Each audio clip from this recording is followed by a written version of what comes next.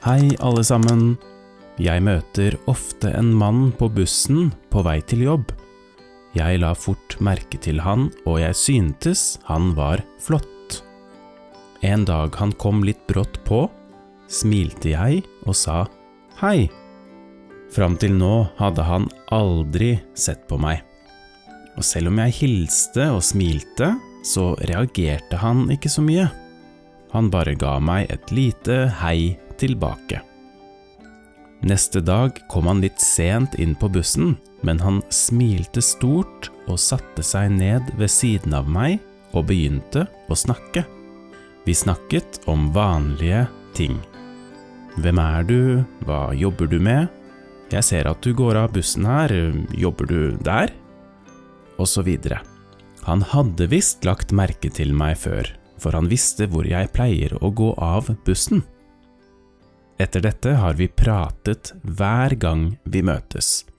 Vi setter oss sammen eller står sammen og prater om alt og ingenting. Nå kjenner jeg at jeg har lyst til å invitere ham med på kaffe. Jeg har lyst til å treffe ham og prate med ham uten at vi er på bussen. Jeg har lyst til å se hvem han er. Førsteinntrykket er så godt. Forrige gang jeg møtte ham, turte jeg ikke å spørre. Han har ingen giftering, men jeg vet at han har en tenåringssønn. Han er ikke egentlig norsk. Jeg vet ikke hvor lenge han har bodd her. Kanskje det er vanlig å snakke med fremmede på bussen der han kommer fra? Det er ikke sikkert han vil møte meg ellers. Men i dag pratet vi mye. Og han sa det var koselig å møte meg og prate med meg. Og nå tenker jeg, hvis jeg spør han og han svarer nei, da blir det veldig rart å møte ham på bussen hver dag. Men hvis jeg spør og han sier ja, så ville det vært veldig koselig. Jeg er ikke vant til å møte menn utenfor det vanlige miljøet mitt. Nå føler jeg meg litt genert, selv om jeg ikke egentlig pleier å være det. Skal jeg tørre å spørre ham og risikere rare bussturer fremover? Kvinner, tør dere å spørre fremmede menn om å møtes uten at dere vet om de egentlig liker dere? Og menn, hva synes dere? Bør jeg invitere ham på kaffe? Hey girl, go for it! Jeg synes du skal be han på kaffe. Jeg hadde også en mann som jeg møtte på av og til. På bussen og T-banen og så videre. Vi smilte alltid til hverandre, nikket og sa hei. Men vi gjorde aldri noe mer. En gang møttes vi til og med på en restaurant. Vi satt begge med hver vår date, smilte til hverandre, men ikke noe mer. Dette er flere år siden. Angrer veldig på at jeg aldri turte å gå bort til han. Så ta sjansen neste gang du ser ham. Jeg hadde ikke turt det. Jeg tror jeg ville ha blitt litt bedre kjent med ham først, men jeg er veldig pysete. Jeg synes du er tøff hvis du gjør det. Det blir spennende å høre hvordan dette går. Ja, hva har du å tape på det? Egentlig bare det at hvis han sier nei, så blir det veldig rart å møtes, så det er kanskje ikke så farlig. Og uansett, hvis han svarer nei, så reiser han uansett snart bort. Det sa han til meg. Jeg kan også ta en tidligere buss, så slipper jeg at det blir rart. Ok, jeg har bestemt meg. I morgen skal jeg spørre han om han vil ta en kaffe med meg. Hei alle sammen. I går skrev jeg at jeg skulle invitere mannen på bussen på en kaffe. Men i dag var han ikke på bussen. Jeg som var så klar.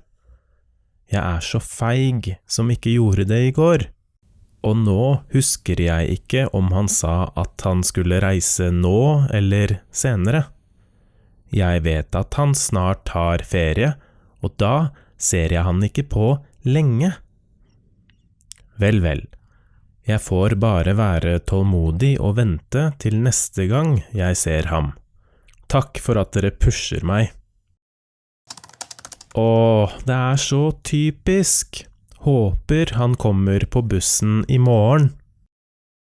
Du må spørre ham. Det er så fint når damer tar initiativet de også. Han var ikke der i dag heller.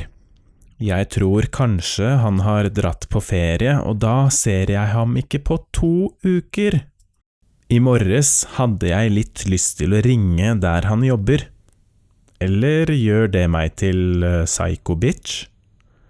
Dette kan bli interessante 2 uker. Hehe. Hehehe. Jeg har lest hele tråden.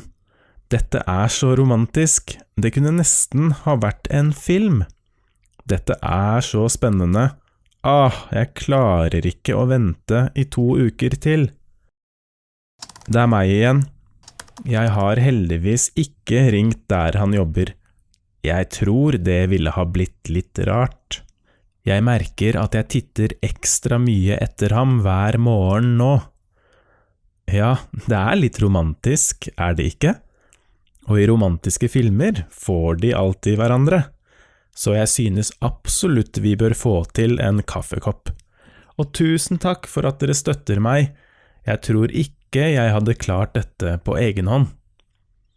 Jeg ville spurt litt mer og funnet ut om han hadde dame før jeg ba ham ut, men lykke til, og fortell hvordan det går. Nå har det gått 1 uke, og jeg krysser fingrene for at jeg ser ham igjen neste uke. Jeg håper jeg tør, jeg håper han vil, og jeg håper han ikke er opptatt. Det hadde vært så koselig å bli kjent med ham og finne ut hvem han er. Du får ha masse lykke til. En kaffekopp er uansett ganske uskyldig, så dette skal du klare. Det er kult når damer tør å spørre. Jeg var litt spent i morges, men jeg så ham ikke på bussen. Krysser fingrene for i morgen. Flere damer burde tørre å spørre menn om å dra på date. Han var ikke på bussen i dag heller. Jeg begynner å bli litt utålmodig nå, merker jeg. Ja, alle synes vel det er koselig å bli bedt ut på date av noen de liker å prate med, uansett om det er menn eller kvinner. Jeg skal ærlig innrømme at jeg synes det hadde vært deilig om han hadde kommet meg i forkjøpet. Ikke fordi jeg ikke skal klare å gjøre det, men fordi det ville vist at han også vil. Jeg synes ikke norske menn er veldig mye flinkere enn norske kvinner når det gjelder å ta initiativ, og jeg tror begge kjønn ønsker seg mer av det. Drit i om man er mann eller kvinne. Vil man bli bedre kjent med noen, så gjør noe med det. Bare spør. Det verste som kan skje er egentlig bare at man gjør noen glad. Ja, håper han kommer på bussen i løpet av uka. Hvordan gikk det? Kom han på bussen? Jeg er så spent. Ikke i dag heller. Men det som har skjedd nå, er at det har begynt å gå flere busser. Nå går det en buss nesten hvert 5. minutt. Men jeg fortsetter å krysse fingrene, og jeg håper jeg ser ham i løpet av uka.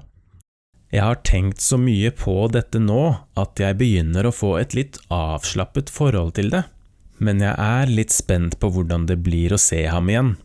Jeg gleder meg, uansett om jeg tør første gangen eller ikke.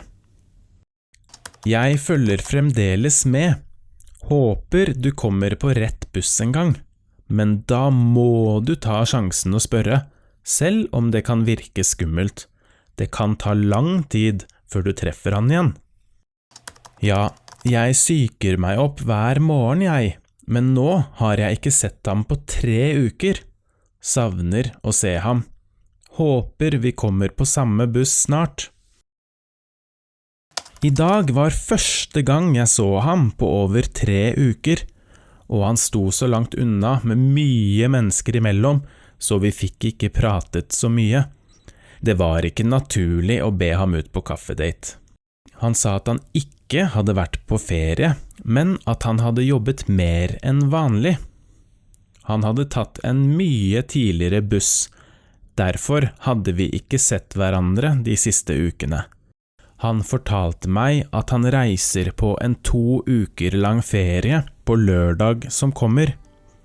Vi fikk altså ikke snakket så mye i dag, men helt til slutt spurte han, «Tar du samme bussen i morgen også?» Og jeg svarte, «Jeg skal prøve det.» Og da sa han, «Da skal jeg også ta denne bussen», med et stort smil. Så da skal jeg spørre ham om han vil ta en kaffe med meg.